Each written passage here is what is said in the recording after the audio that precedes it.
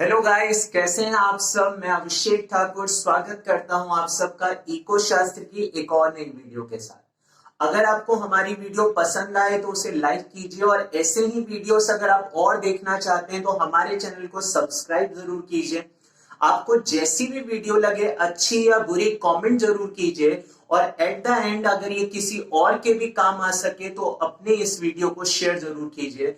तो चलते हैं आज की क्लास के साथ। आज की वीडियो में हम डिस्कस करने वाले हैं about the final goods and the intermediate goods. ये क्या होता है? तो नेशनल इनकम करते टाइम आपने सीखा था कि गुड्स को हम टू पार्ट्स में कैटेगराइज करते हैं। The first one is the final good and the second one is the intermediate good. तो आज इन दोनों के बारे में समझते हैं और फिर एक डिटेल क्वेश्चन करेंगे जिसके बाद आपके सारे डाउट्स क्लियर हो जाएंगे। So here we go. First of all, जब आप बात करेंगे फाइनल गुड और द इंटरमीडिएट गुड तो मैं आपको एक एग्जांपल से समझाता हूं। सबसे पहले हमारे पास एक रॉ मटेरियल होगा, जिस रॉ मटेरियल को आप एक प्रोडक्शन प्रोसेस की गाड़ी में डालते हैं। प्रोडक्शन प्रोसेस करने का मतलब कि आप उसे प्रोसेस करके कुछ बनाना चाहते हैं और जब आप उसे कुछ बनाएंगे तो वो क्या बनेगा? Final good. तो अगर मैं फाइनल गुड को सिंप्लीफाई करूं तो फाइनल गुड्स का मतलब होता है फिनिश गुड्स। तो कोई भी गुड जो फिनिश्ड हो चुका है दैट मींस कि उसने प्रोडक्शन प्रोसेस को कंप्लीट कर लिया है, that is called a final good.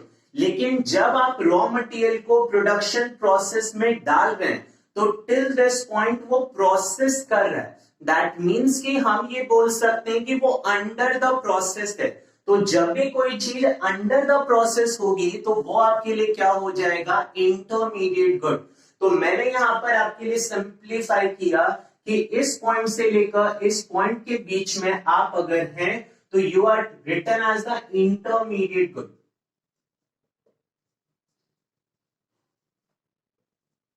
तो इंटरमीडिएट गुड के लिए सबसे सिंपल वर्ड्स आप यूज कर सकते हैं, that is called under the process.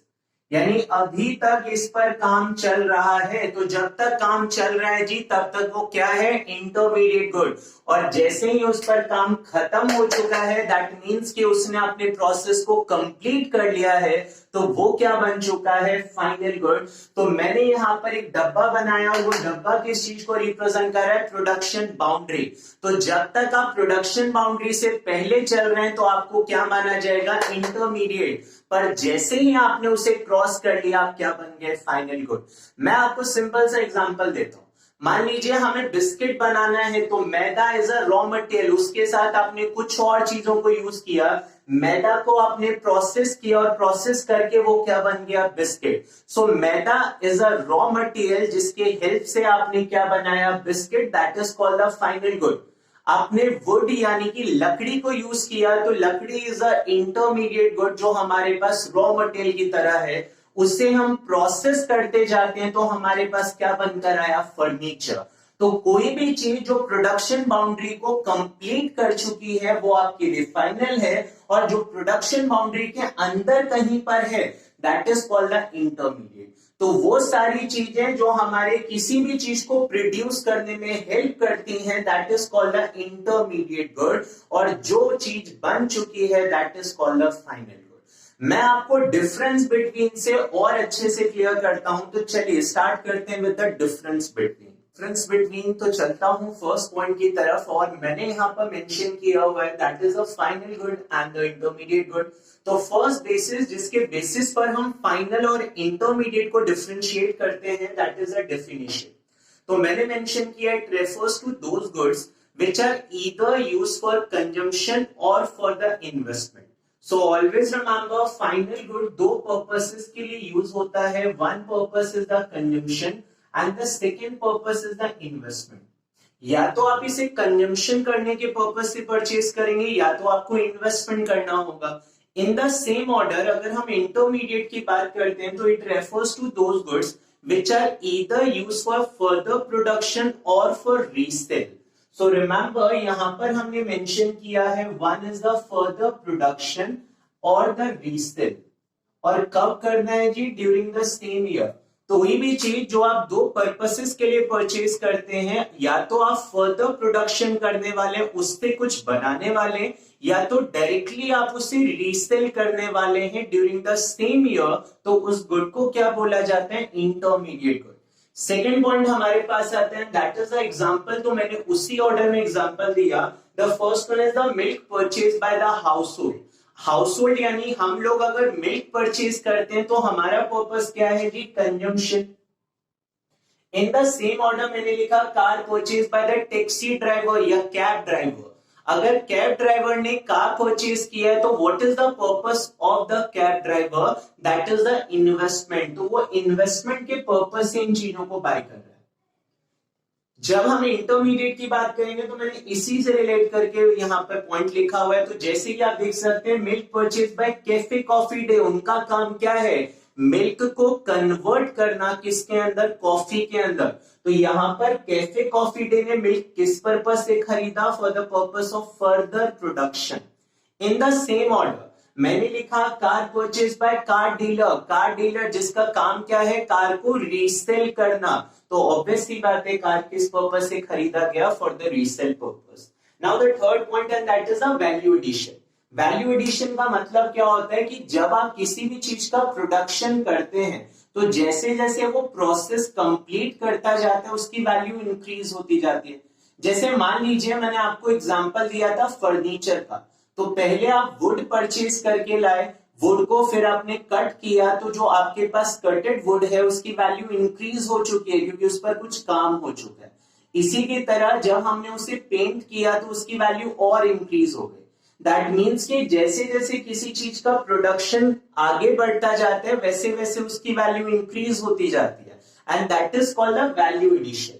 तो मैंने यहां पर लिखा they are ready to use by the end user. Final क्या होता है? जो फिनिश हो चुका है, और जो फिनिश हो चुका है उसकी वैल्यू में और एडिशन पॉसिबल नहीं है। दैट्स व्हाई मैंने लिखा no value has to be added. अब और कुछ नहीं करना। लेकिन जब आप इंटरमीडिएट की बात करेंगे तो इंटरमीडिएट क्या है? जो अंडर द प्रोसेस है, और जैसे जैसे प्रोसेस होता जाएगा वैसे वैसे उसकी वैल्यू क्या होती जाएगी? इंक्रीज। तो मैंने यहाँ पे लिखा some value still has to be added. अभी भी आपको ऐड करना है। नाउ द नेक्स्ट वन आपके पास आता है, that is a boundary line of production. तो बाउंड्री लाइन ऑफ प्रोडक्शन का मतलब मैंने आपको समझाया था। तो फाइनल गुड जिसने बाउंड्री लाइन को कंप्लीट कर लिया, उसने प्रोसेस को कंप्लीट कर लिया, तो मैंने लिखा they have cross the boundary line of production. तो आप क्रॉस कर चुके हैं। लेकिन इंटरमीडिएट क्या होता है? जो अंडर द प्रोसेस है, अभी भी काम उस पर चल रहा है, तो मैंने लिखा they are still within the production boundary. तो अभी भी वो प्रोडक्शन बाउंड्री के अंदर है। द सेकेंड लास्ट पॉइंट आपके पास आता है, दैट इज अ ट्रीटमेंट। क्या हम इसे नेशनल इनकम या डोमेस्टिक इनकम में कैलकुलेट करेंगे? तो फाइनल गुड को दोनों में कैलकुलेट किया जाता है। दैट मींस कि it is included in the domestic income as well as the national income. लेकिन जब आप इंटरमीडिएट की बात करते हैं तो उसे काउंट नहीं किया जाता। आपने क्वेश्चन पूछा कि इसे काउंट क्यों नहीं करते? क्योंकि फाइनल की वैल्यू में इंटरमीडिएट की वैल्यू ऑलरेडी इंक्लूडेड है। अगर हम उसे फिर से इंक्लूड करेंगे तो डबल काउंटिंग की प्रॉब्लम क्रिएट हो जाएगी। सो रिमेंबर, फाइनल गुड में ऑलरेडी सारी वैल्यू इंक्लूड है, इसीलिए हम इंटरमीडिएट को अलग से इंक्लूड नहीं करते। Now the last point and that is the type of demand. Type of demand का मतलब फाइनल गुड की डिमांड क्या होती है? तो it is a direct demand. Direct का मतलब जो आपको सेटिस्फाई करता है। तो एज अ कंज्यूमर आपको कार सेटिस्फाई करता है, तो कार की डिमांड आपके लिए डायरेक्ट डिमांड है। लेकिन कार बनाने के लिए प्रोड्यूसर ने किसकी डिमांड की? लेबर की। प्रोड्यूसर ने किसकी डिमांड की? रॉ मटेरियल की। तो ऑब्वियस सी बात है, these demand are called the derived demand. Derived demand का मतलब क्या होता है? जो डिपेंड करता है on the demand of the final good. अगर आप कार परचेज करना चाहते हैं तो मैं रॉ मटेरियल परचेज करूंगा। दैट मींस कि डिमांड ऑफ रॉ मटेरियल किस पर डिपेंड करता है? Demand of final good, and that is the difference. तो ये क्वेश्चन आपके पास है जहां पर आपको गुड्स को कैटेगराइज करना है इनटू द फाइनल और द इंटरमीडिएट। चलिए तो स्टार्ट करते हैं।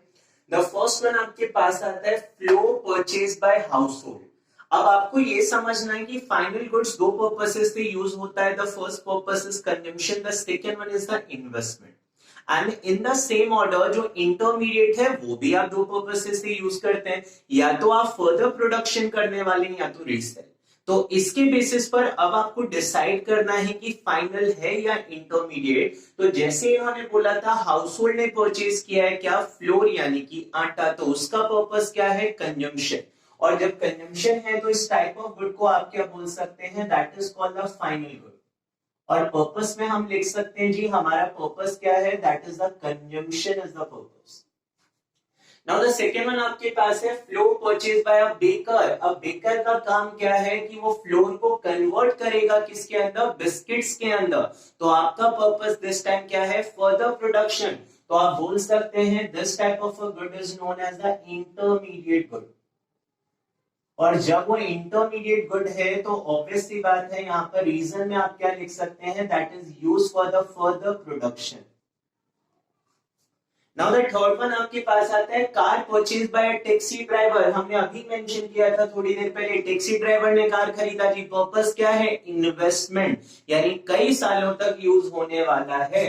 तो जो कई सालों तक यूज होगा उस गुड को आप क्या बोल सकते हैं, फाइनल गुड। और पर्पस में क्या लिख सकते हैं, इन्वेस्टमेंट इज द पर्पस। तो रीजन ही आपका आंसर होगा। तो यहाँ पर नेक्स्ट वन है petrol purchase by taxi driver. तो ध्यान से सुनिएगा, टैक्सी ड्राइवर अपनी सर्विसेज प्रोवाइड करना चाहता है और उन सर्विसेज के लिए उसे किसकी रिक्वायरमेंट है, पेट्रोल की। तो जो पेट्रोल है वो कौन सा गुड हो जाएगा, इंटरमीडिएट गुड।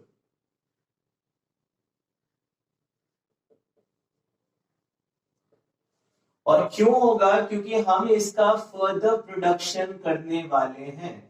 फर्दर प्रोडक्शन का मतलब ये आपके प्रोसेस में काम करने वाला है। तो इन द प्रोसेस ऑफ प्रोडक्शन ये आपकी हेल्प करने वाला है। तो टैक्सी ड्राइवर के लिए पेट्रोल क्या हो गया, इंटरमीडिएट। आपने पूछा ऐसा क्यों, अगर टैक्सी ड्राइवर ने कार खरीदा वो इंटरमीडिएट क्यों नहीं है, क्योंकि कार कई सालों तक चलने वाली है। और मैंने इंटरमीडिएट की डेफिनेशन में आपको दिखाया था कि वहां पर हमें during the same year use करना है। दैट मीन्स कि कोई भी चीज जो एक साल के अंदर यूज हो जाती है बाय अ प्रोड्यूसर, तो उसे क्या ट्रीट किया जाता है, इंटरमीडिएट। तो पेट्रोल क्या हो गया, इंटरमीडिएट। लेकिन कार आपकी कई सालों तक चलने वाली है तो वो क्या हो गया जी, फाइनल गुड। चलिए नेक्स्ट वन की तरफ आते हैं, that is a stationery purchase by the government. Government ने स्टेशनरी परचेज किया। गवर्नमेंट भी किसकी तरह बिहेव करता है, कंज्यूमर की तरह। तो उसका पर्पस क्या हो गया, दैट इज द कंजम्पशन। तो यहाँ पर ये भी आपका कौन सा गुड हो जाएगा, फाइनल गुड। पर्पस में आप क्या लिख सकते हैं, consumption. Now the next one आपके पास आता है TV purchase by electronic shop. Electronic shop जिसका काम क्या है, इलेक्ट्रॉनिक आइटम्स में डील करना। तो ऑब्वियस सी बात है यहाँ पर ये गुड आपके लिए क्या हो जाएगा, इंटरमीडिएट गुड।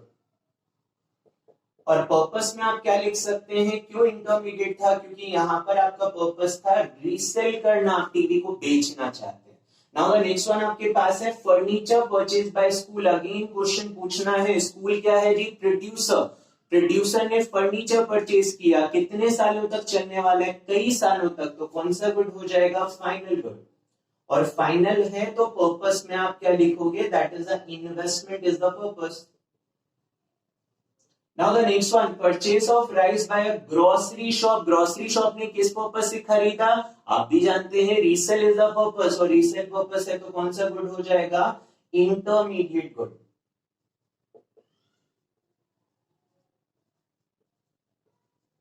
तो सवाल खुद से पूछते जाइए और जवाब आपको मिलता जाएगा। तो टेंशन लेने की कोई जरूरत नहीं है, बस आराम से आपको कॉन्सेप्ट क्लियर रखना है। Now the next one is the computer installed in an office. Computer installed हो गया तो ऑब्वियस सी बात है कंप्यूटर कई वर्षों तक आपके काम आने वाले जी, कई सालों तक चलेगा। तो कौन सा गुड है आपके लिए, फाइनल गुड। और पर्पस क्या हो गया यहाँ पर, that is the investment is the purpose. Now the next one है chalk duster purchase by school. School एक प्रोड्यूसर है जिसने चॉक एंड डस्टर यूज किया, कितने सालों तक चलने वाला है, बिल्कुल नहीं चलेगा, कुछ महीने चलने वाला है। तो कौन सा गुड हो गया ये आपके लिए, intermediate good.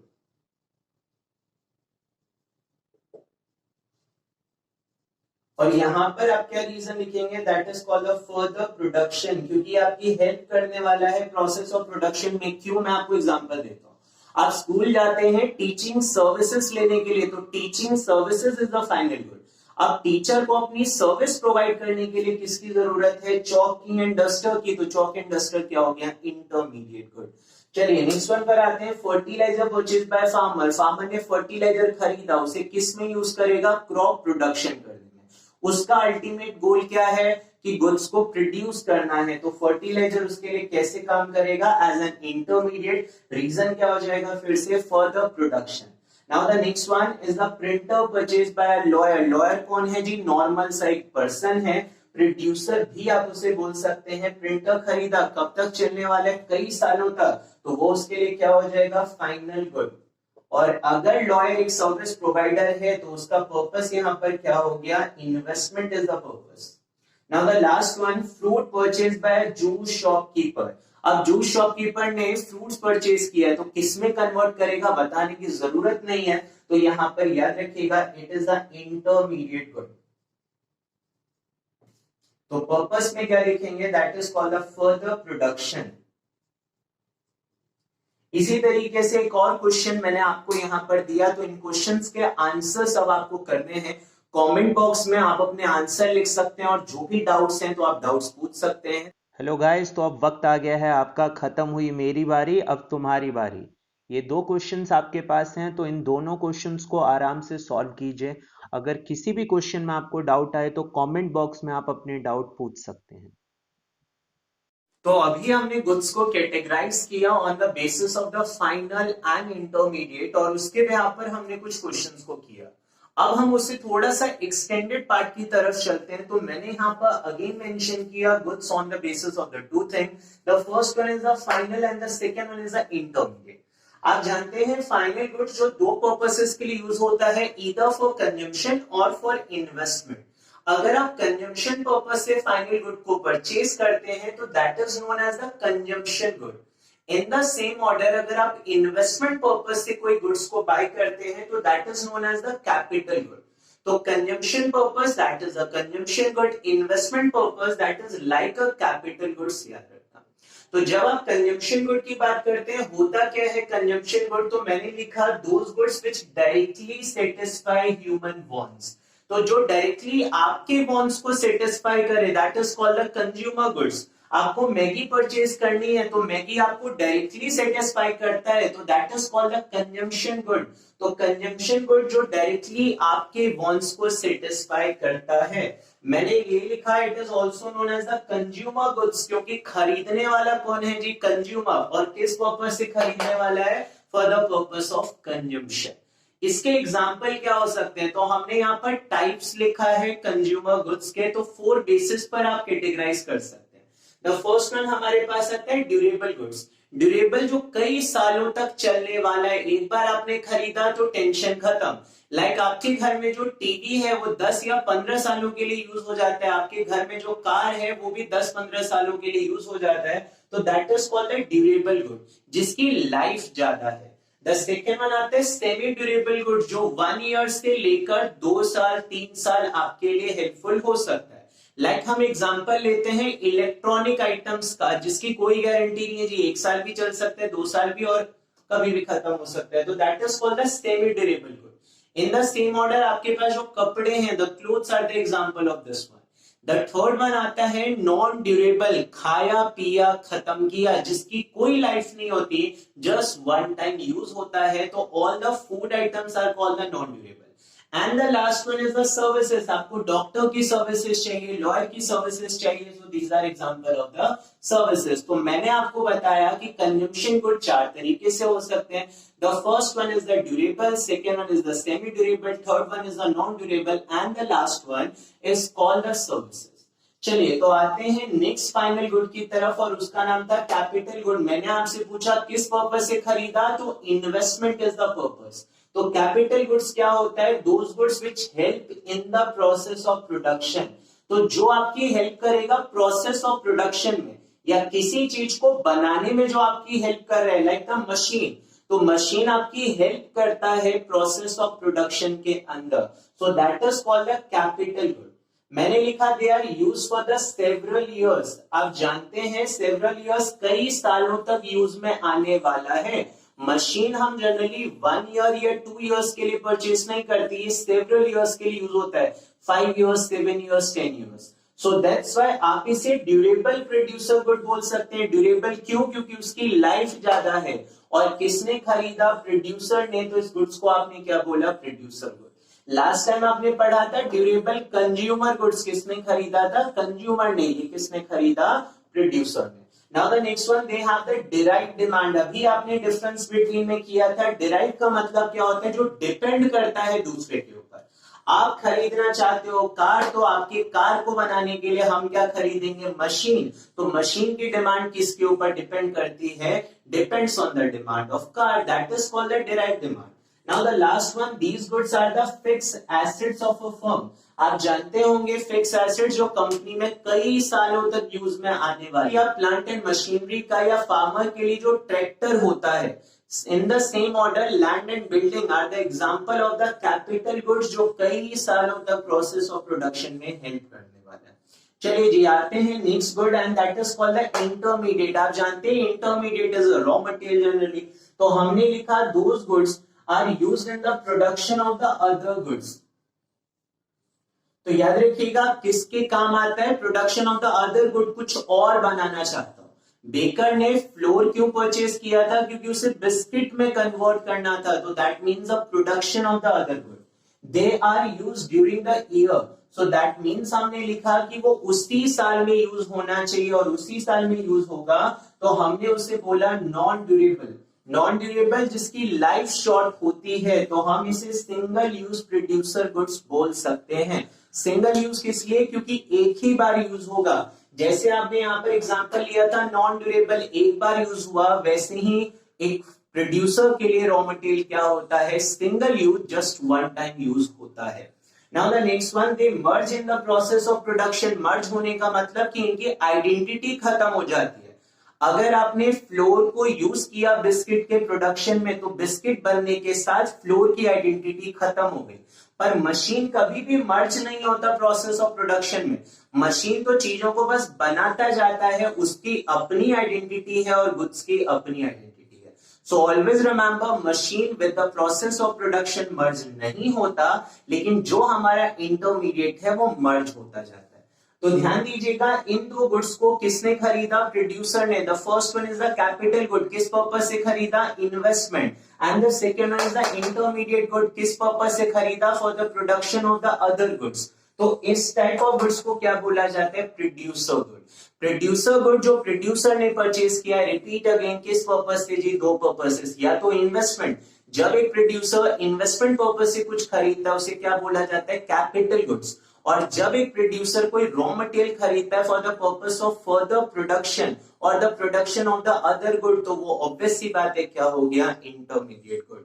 So producer goods को हमने टू पार्ट्स में कैटेगराइज किया था. एक सिंगल यूज प्रोड्यूसर गुड्स था और दूसरा ड्यूरेबल प्रोड्यूसर गुड्स था. तो इसके बिहाफ पर कुछ कंक्लूजन्स की बात कर सकते हैं और आप फ्लो चार्ट को आराम से देख सकते हैं और मेरे कंक्लूजन के आंसर दे सकते हैं. The first conclusion, all consumer goods are final goods but all producer goods are not final good. I repeat again, all consumer goods are final good but all producer goods are not final good.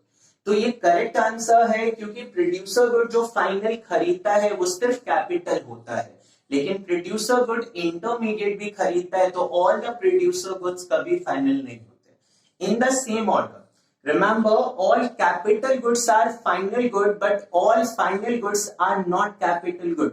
Again repeat करता हूं, ध्यान से सुनिए. All capital goods are final good but all final goods are not capital good. तो आप देख सकते हैं all final goods में कंजम्पशन भी आता है और कैपिटल भी आता है. तो कैपिटल तो फाइनल होता ही होता है, लेकिन all final goods does not represent only the capital, क्योंकि उसमें कंजम्पशन गुड भी आता है. तो हमारी वीडियो देखने के लिए आप सभी का धन्यवाद. आप हमारी वीडियो को लाइक जरूर कीजिए, पसंद आए तो सब्सक्राइब जरूर कीजिए, और अगर किसी और के भी काम आए तो शेयर जरूर कीजिए. धन्यवाद आप सभी का एक बार फिर से.